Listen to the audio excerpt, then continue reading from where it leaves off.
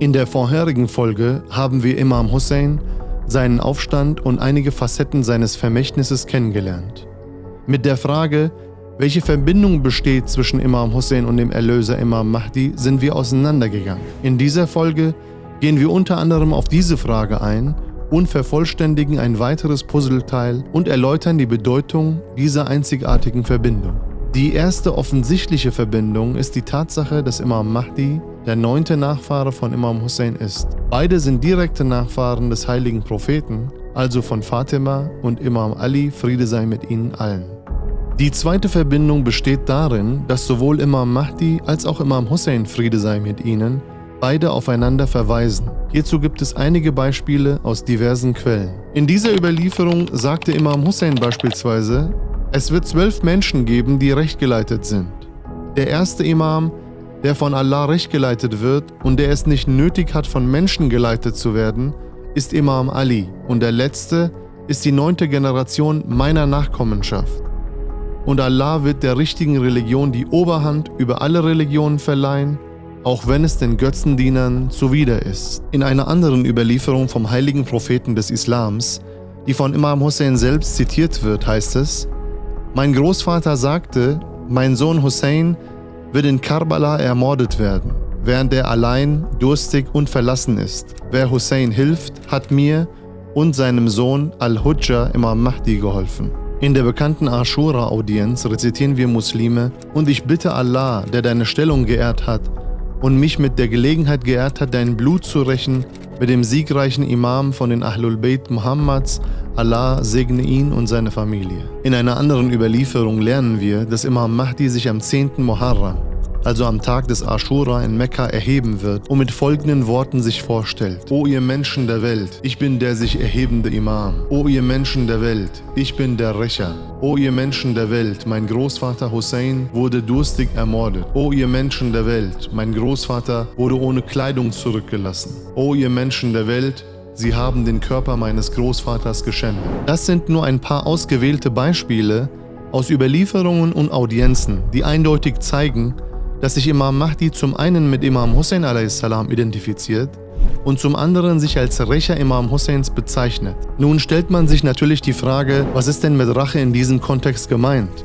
Ist es eine Rache an die Mörder Imam Husseins? Wenn ja, wie erfolgt die Rache? Denn die Mörder Imam Husseins sind vor 1000 Jahren untergegangen und schon lange tot. Die Antwort lautet, ja, es wird eine physische Rache geben, auf die wir aber nicht näher eingehen und nur auf das Wort Raj'a, das wir auch in der 3. Folge besprochen haben, verweisen. Daneben gibt es noch eine nicht physische Rache. Das erfordert jedoch eine universelle Interpretation des Begriffs Rache. Um das genau zu verstehen, widmen wir uns nochmal kurz den Zielen und der Motivation des Prinzen der Märtyrer. In der letzten Folge lernten wir, dass Imam Hussein bereit war, alles für Werte wie zum Beispiel Wahrheit, Frieden und Gerechtigkeit, die sich allesamt im Islam manifestieren, zu opfern. In einigen Bittgebeten, wie dem Bittgebet des Bundes für Imam Mahdi, rezitieren wir, dass Imam Mahdi genau dieselben universellen und noblen Ziele verfolgt. Diese Dimension der Rache ist also der Kampf um Prinzipien und Werte. Das heißt, diese Rache richtet sich an das tyrannische und satanische System von Yazid. Was macht dieses tyrannische System von Yazid denn aus? Um diese Frage zu beantworten, treten wir eine Reise in die Gegenwart an und stellen einen Vergleich zwischen dem aktuell vorherrschenden System und der Ideologie Yazids an.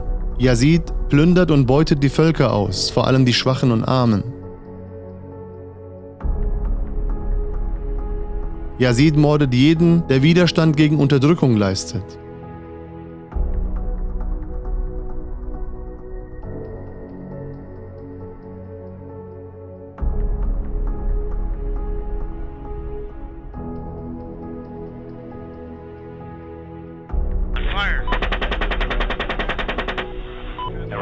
You killed 1 million people in Iraq. It's incredible that you have the brass neck to be sitting here now urging another Iraq war. Yazids Medienapparat manipuliert die kollektive Wahrnehmung. Iran. Nuclear armed Iran. A nuclear armed Iran. Nuclear armed Iran. Nuclear weapon. Nuclear weapons. Nuclear bomb. Military nuclear capability. Nuclear capability in grave danger. A moment of danger. Denn Iran bedient sich nicht nur der Hisbollah, sondern plant auch die Entwicklung von Atomwaffen. Reagieren die Israelis jetzt nicht, steht nicht weniger als die Existenz ihres Staates auf dem Spiel. Rechtfertigt Lügen, They took the babies out of the incubators. We had kids in incubators, and they were thrown out of the incubators so that Kuwait could be systematically dismantled. Does Israel have nuclear capabilities and nuclear weapons? Yes or no? We've always said that we won't be the first to introduce it, so we haven't introduced it. But that's And I'll not tell an you answer one to the thing, we question. never Do you called it have an them or do you annihilation not? of any country. It's as good an answer as you're going to get. und vertauscht die Rolle von Tyrann und Opfer. The specter of an Iran armed with weapons of mass destruction and the missiles to deliver them haunts not only Israel, but the entire Middle East, and ultimately all the rest of us as well.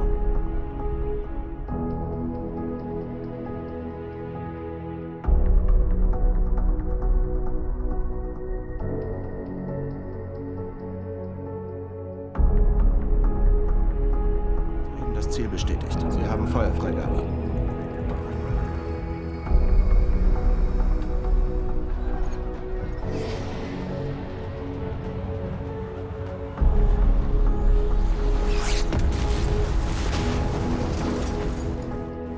Das Ordnungsprinzip für jede Gesellschaft ist der Krieg.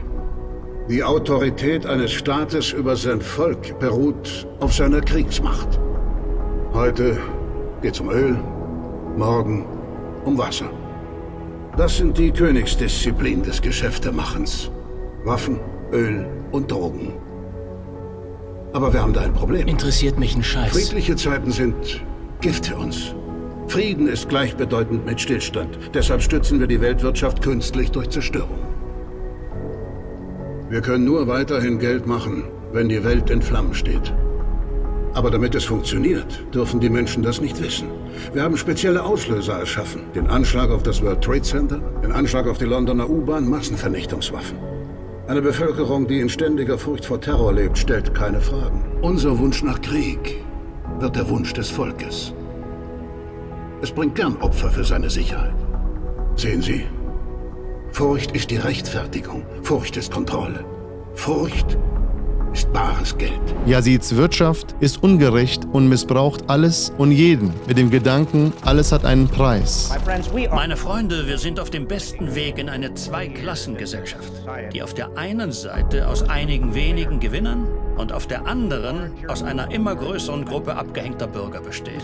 Und der ganze Scheiß wird geschützt durch die CIA. Unsere Regierung braucht meinen Stoff.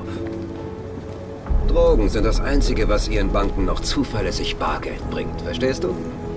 Liquidität. Ich meine, dieser Haufen Zaster, der muss doch irgendwo hin. Ja, die Banken machen nichts anderes als eine Spitzengeldwäsche. Yazids Politik ist in der Hand von wenigen Machthabern, während die Masse nichts zu sagen hat. Democrats and Republicans, no matter on which side of the aisle you sit, you stand with Israel. במיוחד היום עם אמריקה, אני יודע מה זה אמריקה. אמריקה זה דבר שאפשר להזיז אותו בקלות, להזיז לכיוון הנכון. There's nobody on this stage that's more pro-Israel than I am. When I was a young senator, I say, if I were a Jew, I'd be a Zionist. I am a Zionist. You don't have to be a Jew to be a Zionist. And this relationship, from Truman to Trump, is a tradition of supporting Israel deeply.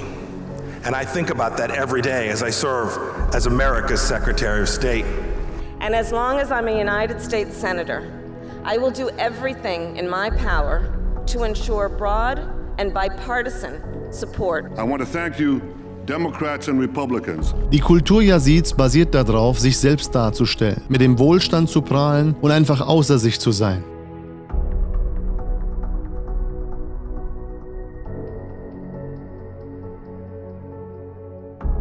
Wenn wir ehrlich zueinander sind, dann können wir die Herrschaft dieses korrupten Systems mit wenigen Ausnahmen in nahezu allen Dimensionen über den gesamten Planeten erkennen, oder?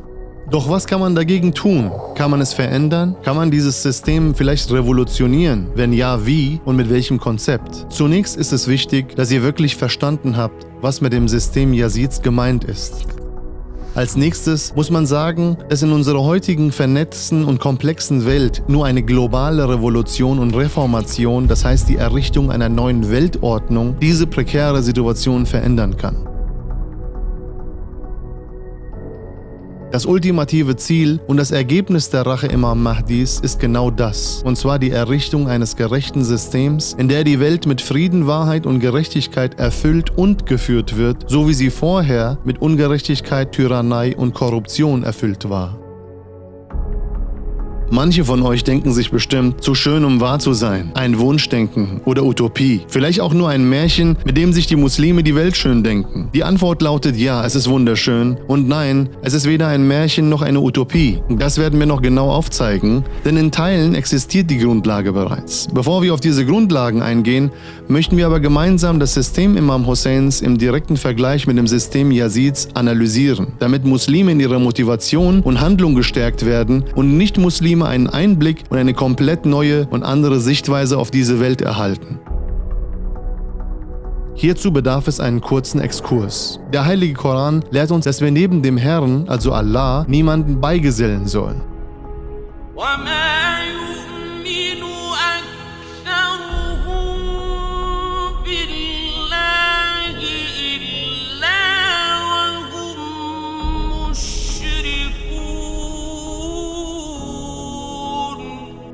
Beigesellen bedeutet neben Gott weitere Dinge, zum Beispiel Götter, anzubeten. Das ist eine Bedeutung des Verses. Aus diversen Überlieferungen geht jedoch hervor, dass dieser Vers, wie viele Verse aus dem Heiligen Koran, neben der oberflächlichen Bedeutung auch eine tiefgründigere Bedeutung in sich tragen. In diesem Vers wird auf eine versteckte und sehr trügerische Form der Götzendienerei hingewiesen. Götzendienerei im weiteren Sinne bedeutet, den Worten Gottes, zum Beispiel den Geboten und Verboten Gottes, etwas zuzugesellen. So nach dem Motto, Gott hat dies und jenes befohlen, aber ich mag, ich will nicht, ich kann nicht und so weiter. Warum sagen wir das? Weil unser Ego über uns herrscht und uns die aufrichtige und ehrliche Hingabe zu Gott fehlt. Satan ist sich dessen sehr bewusst. Es geht um Sie. Sie sind ein Star. Rufen Sie morgen früh an. Geht klar, Chef. Er weiß, dass die Menschen nicht so naiv sind, irgendwelche selbstgeschaffenen Skulpturen oder Statuen anzubeten und diese als Schöpfer der Welt anzusehen. So gerissen wie er ist, hat er sich genau hinter unserem Ego versteckt und missbraucht es gegen uns. Eitelkeit ist wirklich meine Lieblingssünde, Kevin. Es ist eine so typische Eigenschaft. Eigenliebe, das naturreine Opiat. Nicht umsonst sagt einer der bekanntesten Satanisten namens Aleister Crowley folgendes: Tue, was du willst, soll sein das ganze Gesetz. Übersetzt heißt es, tu, was dein Ego dir sagt, alles andere ist unwichtig. Lieber in der Hölle regieren, als im Himmel zu dienen, ist es das? Wieso nicht? Ich habe hier auf der Erde von Anfang an meine Finger im Spiel. Interessanterweise lehrt uns der Heilige Koran in der Sure 79 genau das Gegenteil. Und zwar, dass wir die bösen Neigungen unserer Seele verwehren sollen.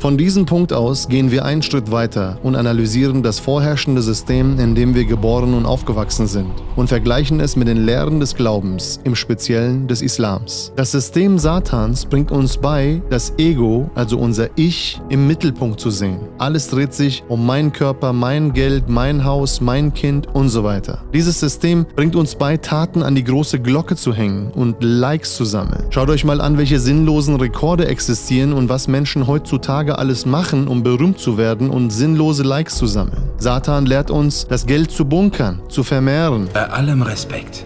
Niemand war je reicher, als Sie es jetzt sind. Ich kann kein Geld erübrigen. Wie viel Geld brauchen Sie noch, um sich sicher zu fühlen? Mehr. Und nicht unbedingt zu verschenken oder zu verleihen. Und wenn dann nur mit großer Sicherheit. Wir haben noch nie was riskiert. Wir sind nie die Risiken normaler Menschen eingegangen. Deshalb sind wir, wie wir sind. Sie sind armselig. Sie könnten alles Geld der Welt haben und wären immer noch ein erbärmlicher Mistkerl. Vergessen Sie das nie. Man wird dazu motiviert, Geld zu leihen, um sich alles leisten zu können. Wisst ihr, es ist die Gier, die meinen Barkeeper 3 Häuser kaufen lässt, die er sich nicht leisten kann, ganz ohne Anzahlung. Und es ist die Gier, die eure Eltern dazu bringt, ihr $200.000 Haus zu refinanzieren für 250. Die zusätzlichen 50 nehmen sie und gehen damit shoppen. Sie kaufen sich einen Plasmafernseher, ein Handy, einen Computer und einen SUV. Und hey, wieso kein zweites Haus, wenn wir schon dabei sind? Und grundsätzlich alles zu nehmen, was man günstig oder umsonst bekommt, auch wenn man es gar nicht braucht. Weil alle denselben Götzen anbeten.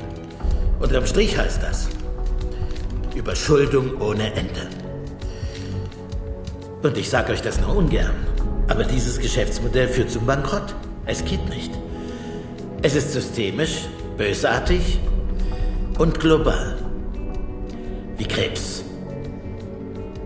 Es ist eine Krankheit. Die satanische Kultur lenkt uns vom Tod komplett ab und bringt uns dazu, an das vergängliche und kurze Leben zu heften, sodass man sich wünscht, tausende Jahre leben zu können. In dieser Kultur lebt man in ständigen Verlustängsten und Sorgen. Diese Kultur lehrt uns, selbst zu essen und daran zu denken, wie man das Essen noch mehr genießen kann. Es lehrt uns, alltägliche Probleme mit Ablenkung wie Drogen und Alkohol zu vergessen, obwohl wir alle wissen, dass Ablenkung nur für den Moment anhält. Ich hab alles gehabt, ich habe alles verloren. Alles nur durch die Scheißhauferei. Nicht zuletzt werden sogar moralische Werte, die oberflächlich toll erscheinen, mit der egozentrischen Philosophie vergiftet. Zum Beispiel, stehle nicht. Warum? Nicht, weil Stehlen verboten ist oder ein Antiwert darstellt, nein, weil du sonst legitimierst, dass man dich auch bestehlen kann. Thrasymachus in the first book of the Republic argues that there is no justice except the interest of the stronger, that laws are made by governments for their own advantage, and that there is no impersonal standard to which to appeal in contests for power. Callicles, according to Plato, in the Gorgias, maintained a similar doctrine. The law of nature, he said, is the law of the stronger. But for convenience, men have established institutions and moral precepts to restrain the strong. Such doctrines have won much wider assent in our day than they did in antiquity. Alles dreht sich also um dich und um dein Ego. Eine interessante Frage in diesem Kontext ist, was ist, wenn man dich nicht mehr bestehlen kann? Ist es dann immer noch schlimm? Was ist, wenn du der Einzige bist, der Macht besitzt? Macht Moral dann noch Sinn? Vor kurzem habe ich verschiedene Abläufe geplant und in die Tat umgesetzt, um den perfekten Bankraub zu begehen. Das ist zugleich das Wann. Das Warum ist, neben dem offensichtlich finanziellen Motiv, außerordentlich simpel. Weil ich es kann. Schauen wir uns im Vergleich dazu das islamische System näher an. Hier steht Gott im Mittelpunkt, der Schöpfer allen Seins. Alles, was ich habe, hat er mir ausgeliehen und spätestens mit dem Tod nimmt er es mir auch. Der Islam bringt uns bei, die guten Taten zu verstecken und damit nicht zu prahlen. Er lehrt uns, dass man Geld ausgeben sollte, damit die Wirtschaft angekurbelt wird.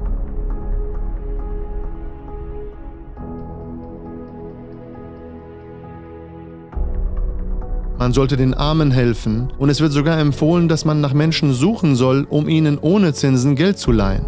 Der Glauben lehrt uns, dass dieses Leben nur eine kurze vergängliche Reise ist. Er bringt uns bei, täglich an den Tod zu denken.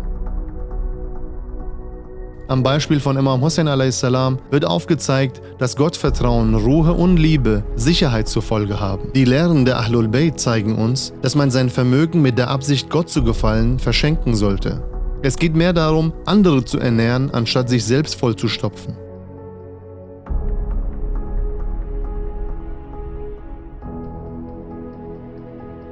Im Islam unterlässt man oder tut Dinge, weil man Gott vertraut und er es entweder verboten oder empfohlen hat. Merkst du, wie man anhand dieser Beispiele sich selbst dabei erwischt, Opfer des eigenen Egos zu sein? Satan weiß, dass er sein Ziel, und zwar die Irreführung und Distanzierung des Menschen von seinem Schöpfer, am besten durch dessen Ego erreicht.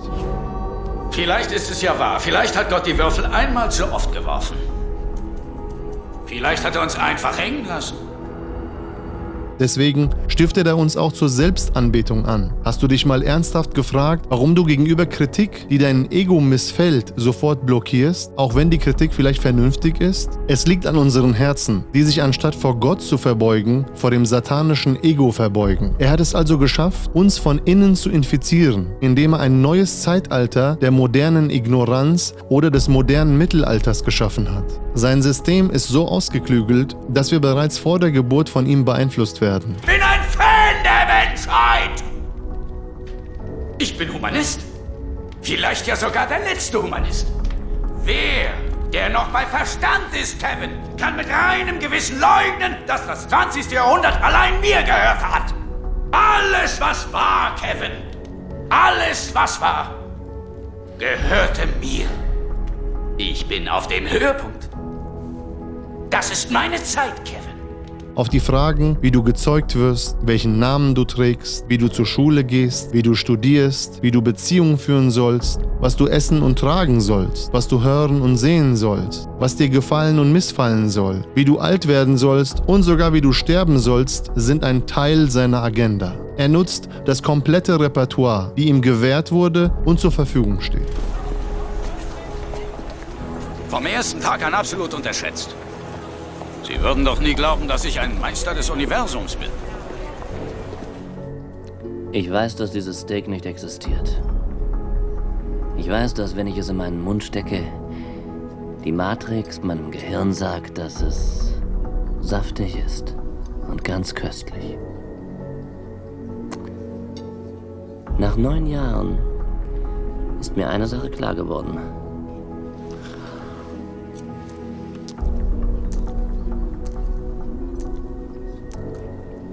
Unwissenheit ist ein Segen. Demnach sind wir uns einig. Ich will nichts mehr wissen. Ich will alles vergessen. Denkst du wirklich, es ist reiner Zufall, dass die satanische Kultur zu 100% im Einklang mit deinen bösen Neigungen oder anders ausgedrückt mit deinem ungezügelten Ego ist? Du Schwein! Volltreffer! Volltreffer! Ja! Wow! Ja! Ja! Mach weiter, mein Sohn, komm schon, das ist gut so. Du musst an dieser Wut festhalten. Ja, das ist der letzte Zufluchtsort. Das ist die letzte Bastion, das ist das finale Feigenblatt. Ich will wissen, wer du bist. Oh, ich habe so viele Namen. Satan. Inmitten dieses materialistischen Zeitalters sehen wir eine komplett neue Bewegung. Eine Masse, die gegen den Strom marschiert. Von Najaf nach Karbala, vom Vater zum Sohn. Millionen Menschen, die Urlaub neu definieren. Kein toller Strand, keine teuren Hotels, nicht die neueste Technik und keine schicken Autos. Nein, hier ist alles oldschool. 80 Kilometer Marsch, teilweise sogar barfuß, in der gnadenlosen Hitze Iraks. Hier gibt es keinen Unterschied, ob Professor, Minister, CEO oder Arbeitsloser, ob arm oder reich. Herkunft, Farben, Rassen, Alter oder Geschlecht sind völlig egal. Hier ist jeder gleich. Wichtig ist nur, dass alle zusammen in eine Richtung marschieren. Die Richtung gibt der Prinz der Märtyrer Imam Hussein selbst vor.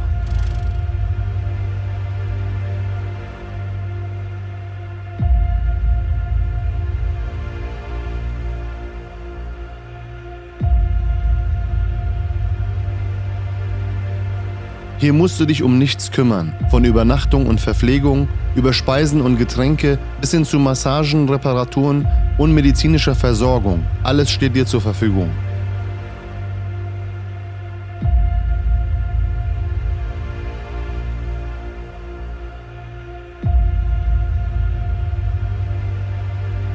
Hier ist alles for free. Ja, du hast richtig gehört. Es wird verschenkt. Hier fleht man in Würde darum, dir dienen zu können. Geld ist nicht willkommen, nein, sogar eine Beleidigung. Was ist los, dass arme Menschen ihr gesamtes Hab und Gut irgendwelchen Wildfremden aus aller Welt zur Verfügung stellen?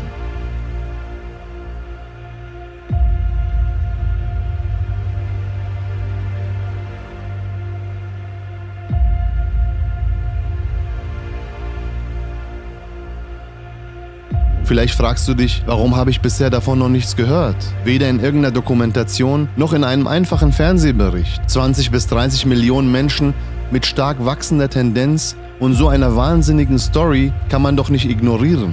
Doch kann man und muss man sogar, denn sie verbreitet eine Kultur, die nicht den Interessen des satanischen Systems dient. Im Gegenteil, sie macht ihr sogar eine klare Ansage.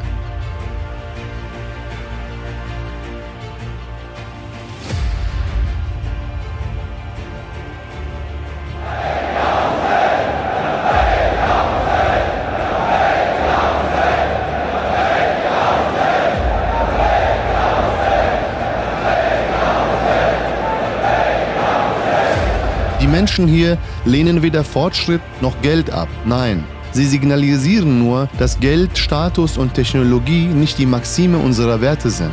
Diese Menschen hier sind der Beweis, dass nicht jeder einen Preis hat. Die Iraker sind der Beweis, dass Barmherzigkeit und Nächstenliebe wahrhaftig existiert. Das hier ist ein Bootcamp der Liebe und Spiritualität. Und Imam Hussein ist selbst der Gastgeber. I just came out and I could cry. Während des Marsches kam mir ein Gedanke in den Sinn und ich dachte mir, so ungefähr muss es ausgesehen haben, als die Menschen Zuflucht zur Arche Noah gesucht haben. Nicht umsonst sagte der heilige Prophet, meine Ahlul Bayt ist wie die Arche Noah. Wer sich auf sie begibt, ist gerettet. Wer sich jedoch von ihr abwendet, geht zugrunde. Dieser Marsch ist ein Aufstand. Ein Aufstand der Liebe und des Lichtes. Es ist die Fortsetzung der Revolution Imam Husseins. Eine Revolution, die von Imam Mahdi selbst geführt wird. Die Menschheit soll erkennen, dass es keine Utopie ist. Die Menschheit soll lernen, dass all die weltlichen Ismen ihre Prüfung abgegeben haben und dabei völlig versagt haben.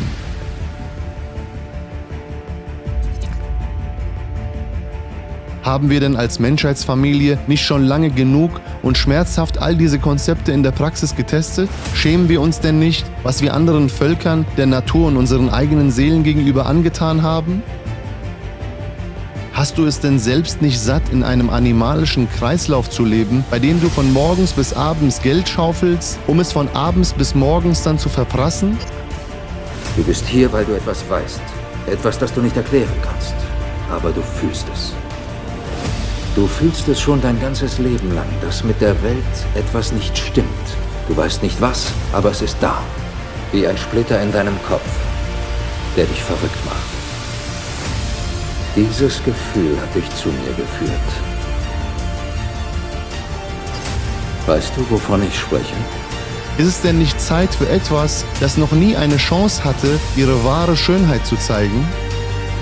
Wer, wie und warum hat man uns so lange hinter das Licht geführt, dass wir im Labyrinth der modernen Ignoranz verwirrt vor uns herleben?